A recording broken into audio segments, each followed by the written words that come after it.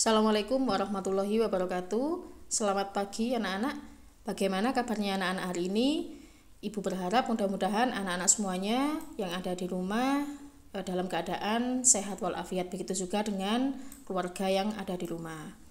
Syukur alhamdulillah, patutlah kiranya kita mengucapkan syukur kepada Allah Subhanahu wa taala, kepada Tuhan yang Maha Kuasa, karena pada hari ini kita diberikan nikmat yang luar biasa, yaitu nikmat kesehatan dan juga nikmat kesempatan untuk belajar. Maka dari itu, kedua nikmat yang sudah Allah berikan kepada kita ini, marilah kita gunakan, kita manfaatkan sebaik-baiknya agar mendapatkan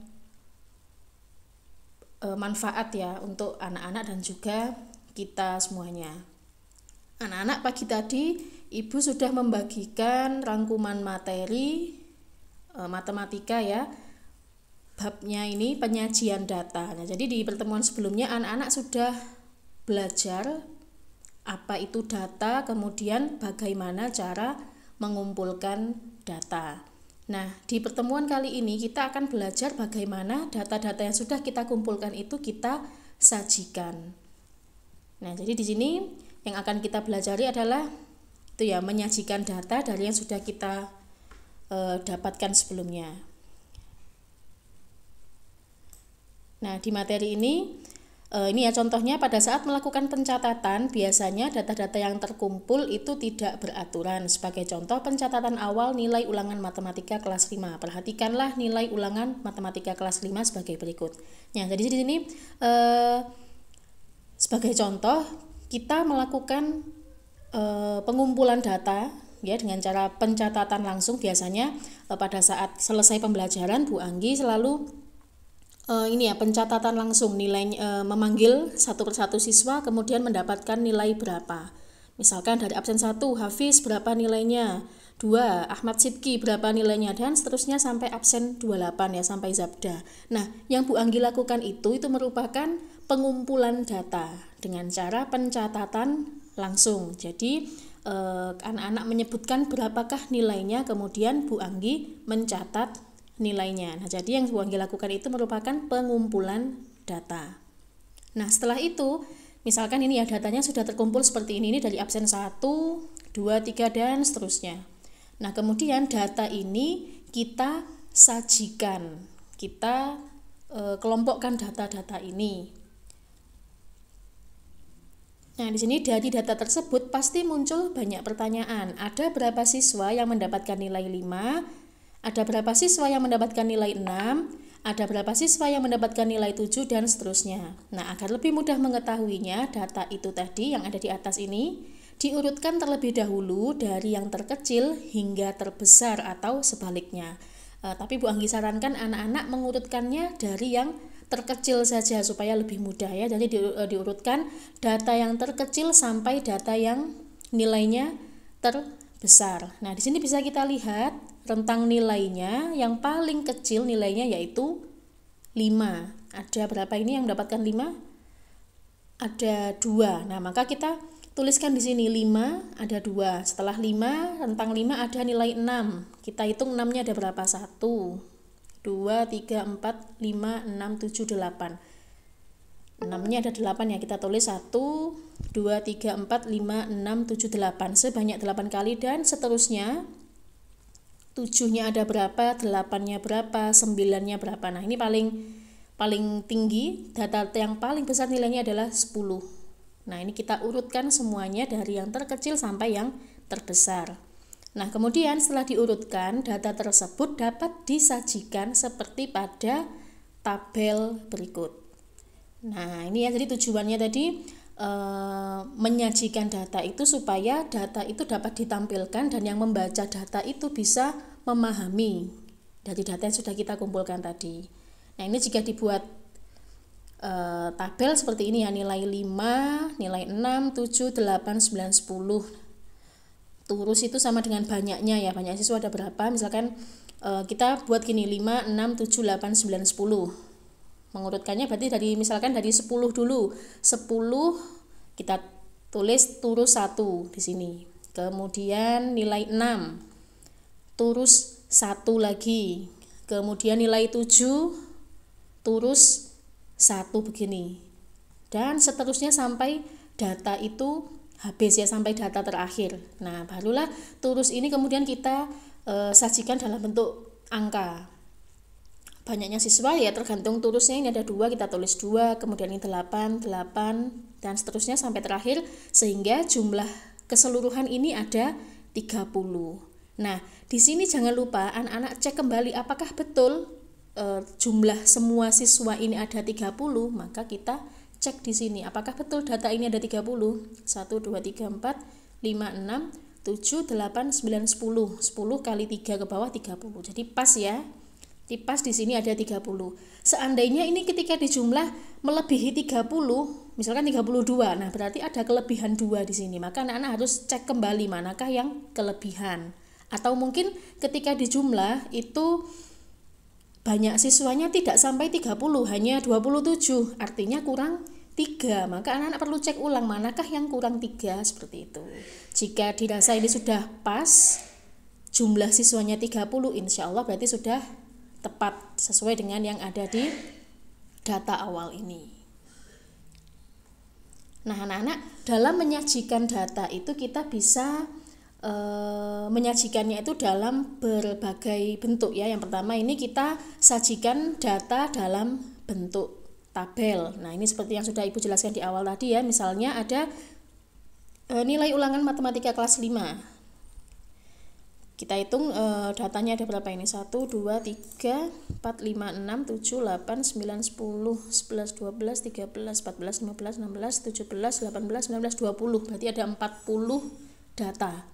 Nah, data ini masih data acak, maka dari itu kita harus mengurutkan data ini dari nilainya yang terkecil terlebih dahulu. Di sini kita bisa lihat nilai yang paling kecil yaitu 4. Nah, kita hitung 4-nya ada berapa? 1, 2, 3. Nah, ada 3, berarti kita urutkan dulu 1, 2, 3.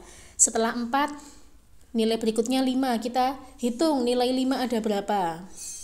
Kemudian kita urutkan. Setelah itu yang 6 ada berapa banyak, kita urutkan sampai data atau nilai yang nilainya paling besar. Di sini yang paling besar nilainya 10. Nah, setelah itu kita sajikan ke dalam bentuk tabel. Jadi ini nilainya berapa? 4, 5, 6, 7, 8, 9, 10. Kemudian banyak siswanya berapa? 4-nya ada 1, 2, 3. Jadi 4-nya ada banyak siswanya ada 3 yang mendapatkan nilai 4. Kemudian yang mendapatkan nilai 5 ada berapa anak? 1, 2, 3, 4. Nah, ada 4. Begitu seterusnya sampai data nilai paling tinggi sebanyak berapa. Kemudian jangan lupa dijumlah banyak siswanya, dijumlah totalnya 40. Nah, berarti sudah sesuai ya, ini tadi Buang hitung ada 40 data. Ini 20 mendatar, kemudian 2 ke bawah, 20 kali 2 jadi 40.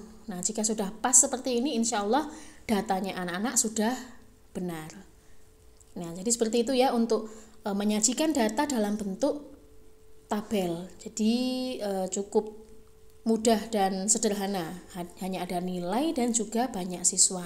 Tentunya untuk judul tabel ini tergantung ya dari data yang disajikan. Misalkan datanya bukan data nilai ulangan, misalkan data usia. Nah, kita mengurutkan data usia yang paling kecil berapa dan usia yang paling besar berapa. Misalkan usia yang paling kecil di kelas 5 usia 11 misalnya. Nah, 11 kita hitung usia 11 ada berapa banyak siswanya. Kemudian usia 12 berapa dan seterusnya seperti itu. Nah, jadi untuk judul tabelnya ini bergantung pada data yang disajikan atau data yang dikumpulkan seperti itu.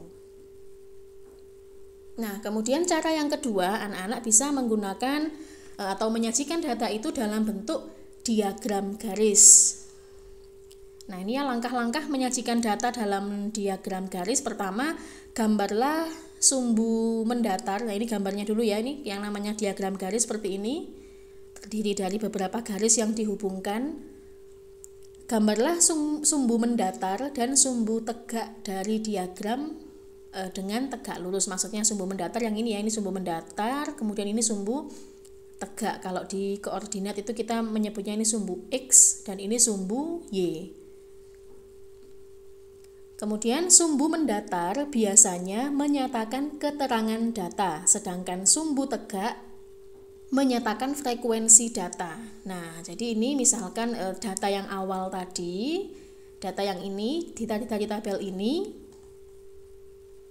kita sajikan ke dalam bentuk diagram garis. Nah, caranya yang awal tadi kita buat garis mendatar dulu dan juga garis tegak. Setelah itu kita masukkan nilai. Jadi yang garis mendatar itu tabel yang sebelah kiri nilai.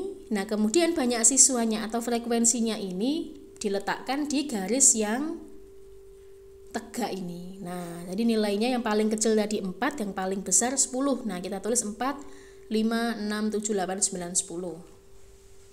Kemudian banyaknya siswa. Nah, banyaknya siswa di sini paling banyak 11 ya, berarti kita bisa ya paling banyak 11, paling kecil 3. Nah, berarti kita bisa tuliskan angka di sini dari 0 sampai 12. Nah, barulah kita masukkan datanya. Misalkan tadi nilai 4 ada 3 anak. Nah, kita tarik garis hubung seperti ini, kemudian kita beri tanda lingkaran. Berikutnya nilai 5. Nilai 5 tadi ada berapa anak? Kita cek.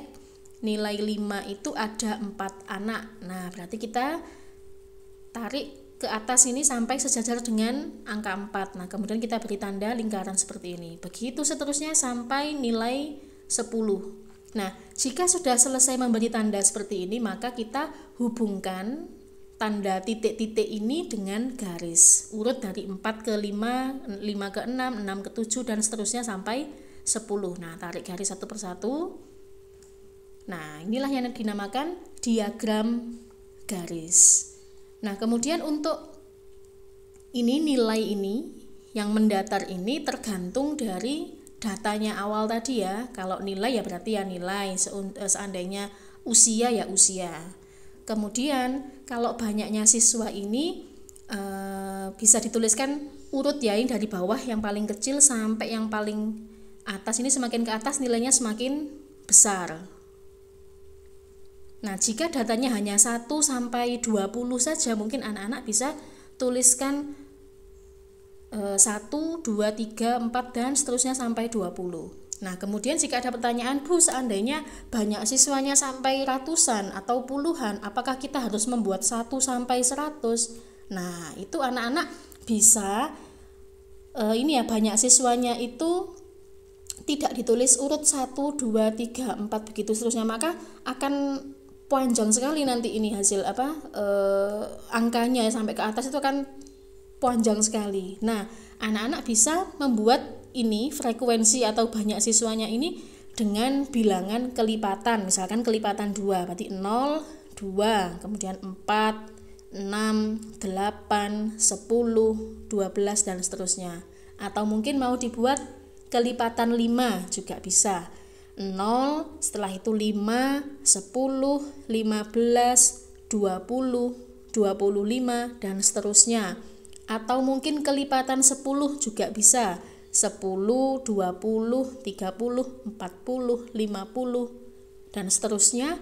Atau mungkin kelipatan 100 juga bisa. Jadi 100, 200, 300, 400 dan seterusnya. Jadi semuanya itu menyesuaikan dengan data yang dikumpulkan atau data yang ada.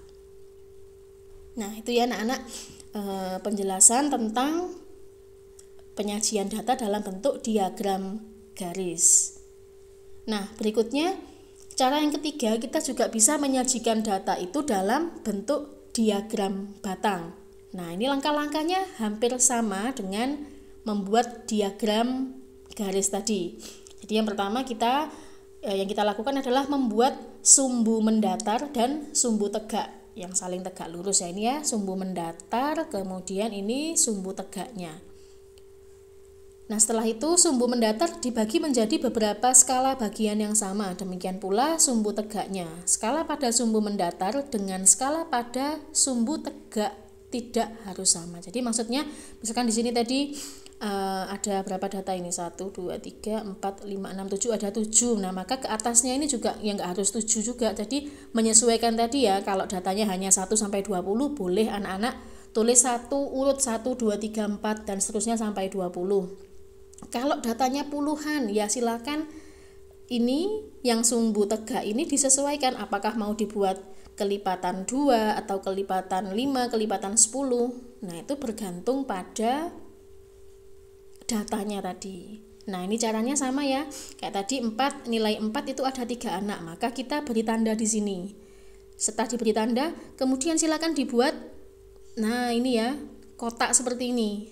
Seperti batang ini ya. Nah, seperti ini. Kemudian nilai 5 itu ada 4 anak. Nah, kita cari ya sumbunya ini 5 ke atas sampai sejajar dengan angka 4. Setelah itu beri tanda, lalu gambarkan diagramnya di sini. Kemudian nilai 6 ada 4 anak. Nah, kita beri tanda di sini, kemudian kita gambar diagramnya. Nilai 7 ada 7 anak. Kita beri tanda di sini, kemudian gambarkan diagramnya. Begitu seterusnya sampai data yang paling besar nilainya yaitu nilai 10. Nah, jadi pada intinya sama dengan diagram garis ini, hanya saja bentuknya tadi disajikan dalam bentuk batang. Nah, ini digambar kotak gini. Nah, tapi batasnya ini sama dengan diagram garis. Seperti itu. Nah, kemudian jika diagram batang dibuat tegak, maka sumbu mendatar menyatakan keterangan atau fakta mengenai peristiwa. Sumbu tegaknya menyatakan frekuensi. Frekuensi itu banyaknya data ya, sama dengan diagram garis tadi. Kemudian jika diagram batang dibuat mendatar, maka sumbu tegak menyatakan keterangan, sumbu mendatar menyatakan frekuensi. Nah, maksudnya yang poin D ini dibalik ya, misalkan nilainya ada di sumbu tegak, banyak siswanya ada di sumbu mendatar, maka diagram batangnya ini tidak vertikal begini bentuknya, tapi ke horizontal begini ya bentuknya, mendatar seperti itu. Tapi yang umum sih kita menggunakan ini ya, frekuensinya itu ada yang di sumbu tegak begini, jadi diagram batangnya vertikal bentuknya atau mendatar. Kemudian yang E, buat diagram batangnya. Nah, ini kamu dapat memberikan arsiran pada diagram batang tersebut. Nah, jadi setelah digambar ini jangan lupa diberi arsir supaya mempertegas dari diagram ini. Karena kalau hanya digambar kotak gini saja nanti khawatirnya kurang begitu jelas, maka harus kita arsir seperti itu. Nah, berikutnya ini ya, yang keempat itu kita bisa menyajikan data yang sudah kita kumpulkan dalam bentuk diagram gambar. Nah, ini langkah-langkahnya. Pertama, buatlah 3 kolom dengan ketentuan sebagai berikut. Kolom pertama berisi nama data atau kategori, kemudian kolom kedua itu berisi lambang yang digunakan. Yang ketiga, kolom yang ketiga berisi frekuensi.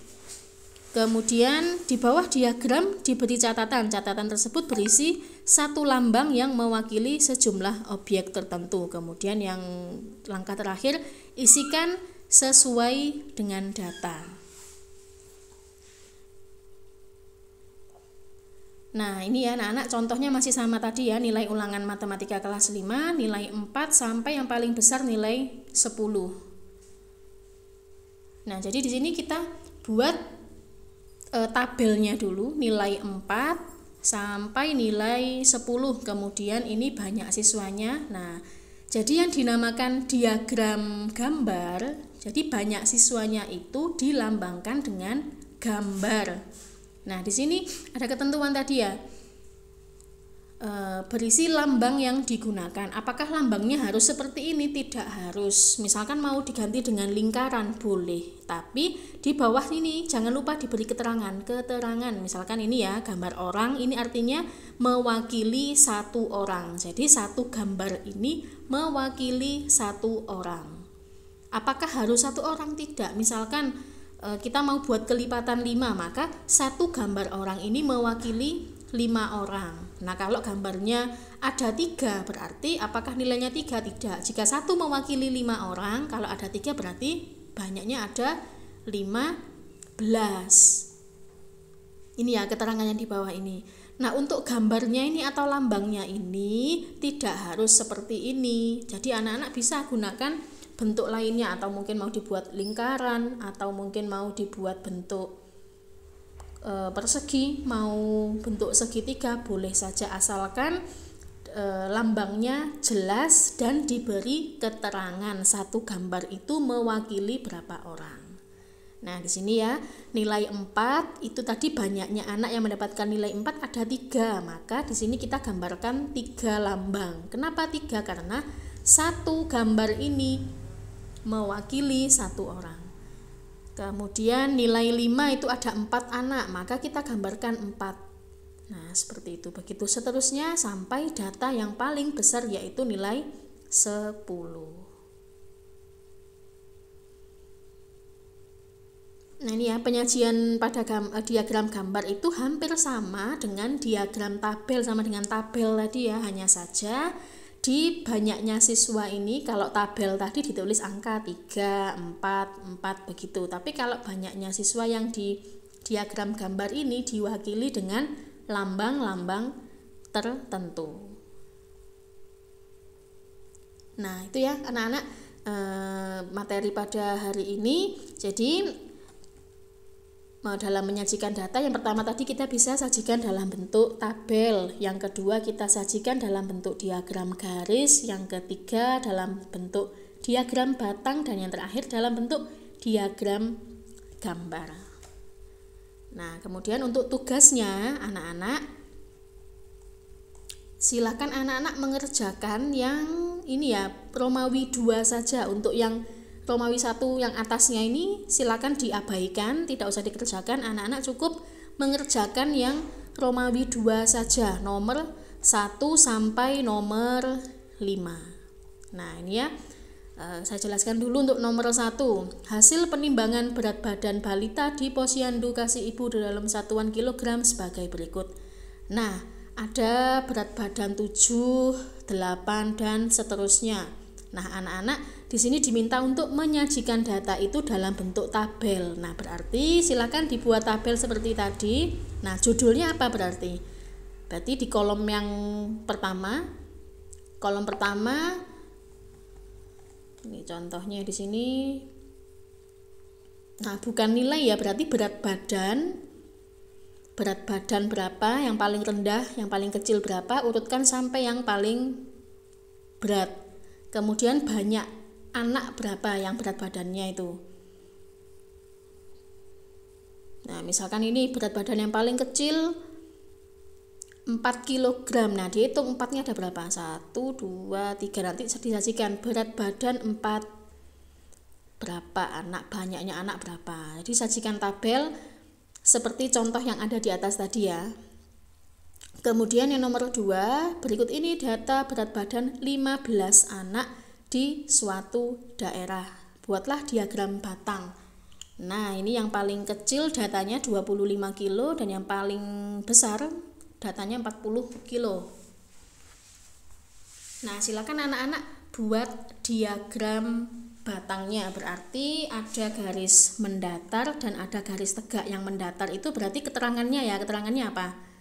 Berat badan itu yang mendatar. Yang paling kecil berapa? 25. Nah, berarti ditulis 25 kg. Kemudian habis 25, 30, 35, 40. Kemudian data yang tegak itu berarti banyaknya anak. Banyaknya anak ada 2, 4, 6, 3. Berarti anak-anak untuk yang garis tegaknya bisa gunakan dari 1 sampai 10 skalanya. Kemudian yang nomor 3, perhatikan tabel berikut ini data nilai ujian matematika siswa kelas 5. Nilai 5 sampai 10 rentangnya, jumlah anaknya 4 dan seterusnya. Nah, kemudian sajikan dalam diagram batang. Nah, kita buat garis mendatar. Garis mendatar itu berarti nilainya ini yang sebelah kiri ya, nilai 5 sampai 10. Kemudian kita buat garis tegak. Garis tegaknya itu jumlah anak. Ini rentangannya paling kecil 4, paling tinggi 10. Berarti kita buat 0, 1, 2, 3 sampai 10. Jadi untuk jumlah yang ini ya, frekuensi ini jangan anak-anak gini 0, terus paling cilik biro 4. Terus 6, 8. Nah, ini harus urut ya data yang tegak ini. Kalau rentangannya paling kecil itu 4, terus yang paling besar itu 10, berarti gunakan 1 sampai 10 urut. 1, 2, 3, 4, 5, 6, 7, 8, 9, 10. Atau mungkin mau dibuat kelipatan 2 boleh, 0, 2, 4, 6, 8, 10 juga silakan ya. Yang penting datanya yang tegak itu dari 0 sampai ke atas itu urut datanya dan rentangannya, jedanya itu sama. Misalkan selisih 1 ya 0, 1, 2, 3, 4. Kalau selisih 2 berarti 0, 2, 4, 6, 8. Mau selisih 5 berarti 0, 5, 10, 15 dan seterusnya. Nah, kemudian soal nomor 4. Diketahui data pengunjung perpustakaan daerah dalam 1 minggu sebagai berikut. Sajikan data di atas dalam bentuk diagram garis. Nah, berarti nanti anak-anak bisa membuat 2 ya. Membuat 2 diagram garis. Yang pertama data untuk pengunjung dewasa, kemudian diagram yang kedua itu data untuk pengunjung anak-anak. Nah, kita buat garis mendatar dulu. Berarti keterangan yang mendatar itu adalah hari. Berarti mendatar ditulis Senin, Selasa, dan seterusnya sampai Sabtu. Kemudian yang ke atas, data yang ke atas ini atau data tegaknya kita tuliskan banyaknya pengunjung. Tergantung ya, kalau dewasa ditulis banyaknya pengunjung dewasa. Rentangannya yang paling kecil di sini kalau dewasa yang paling kecil 540 dan yang paling besar 600. Nah, berarti ini anak-anak bisa menggunakan rentangan misalkan 0 terus 500, setelah 500 520, 540, 560. Nah, di rentangi 20 ya, yang paling kecil 500 enggak apa-apa. Jadi 0 terus 500, kemudian 520, 540 dan seterusnya sampai mencapai data yang paling besar. Nah, kemudian untuk diagram kedua juga sama. Buat diagram mendatarnya dulu. Mendatarnya itu berarti Senin, Selasa, Rabu dan seterusnya. Kemudian data tegaknya, sumbu yang tegak itu diisi dengan banyaknya pengunjung anak-anak sesuai dengan data ini. Berikutnya terakhir ya, nomor 5, data nilai ulangan sajikan dengan diagram gambar. Nah, ini berarti dibuat tabel. Kemudian ini banyak siswanya ini dibuat simbol atau lambang. Misalkan mau dibuat lingkaran, segitiga boleh, yang penting ada keterangan di bawahnya tadi, satu gambar itu mewakili berapa orang. Ya, sudah anak-anak, itu saja tugasnya untuk hari ini. Ada 5 soal, tidak banyak tapi juga membutuhkan konsentrasi yang tinggi, butuh fokus. Nah, maka dari itu anak-anak kalau bisa pagi ini segera dikerjakan ya, jangan ditunda-tunda pekerjaan itu. Seandainya ada kesulitan, anak-anak boleh bertanya melalui WhatsApp, mau WA pribadi atau tanya di grup juga boleh. Seandainya butuh penjelasan lebih detail lagi, misalkan mau telepon, video call, insya Allah siap Bu Anggi layani untuk pertanyaannya anak-anak ya. Ya, itu anak-anak tugasnya untuk hari ini. Bu Anggi tunggu ya tugasnya, kalau bisa segera dikerjakan, jangan menunda-nunda. Ingat, laksanakan dulu kewajiban kalian baru kemudian mendapatkan hak ya, seperti itu. Nah, oke anak-anak, itu tadi penjelasan materi mengenai penyajian data beserta tugasnya. Silakan anak-anak lanjutkan pembelajaran hari ini dengan baik. Bu Anggi tunggu hasilnya sampai Kalau bisa jangan terlalu malam ya kirimnya, karena kalau malam hari itu Bu Anggi ngerekap. Kalau kamu kirimnya malam hari terlalu malam ya itu nanti butuh waktu yang lebih lama lagi untuk merekap nilai. Ya, baik anak-anak, terima kasih. Bu Anggi akhiri pembelajaran pada pagi hari ini. Selamat belajar, selamat bekerja. Semoga Allah senantiasa memberikan kemudahan pada kita semua. Terima kasih. Wassalamualaikum warahmatullahi wabarakatuh.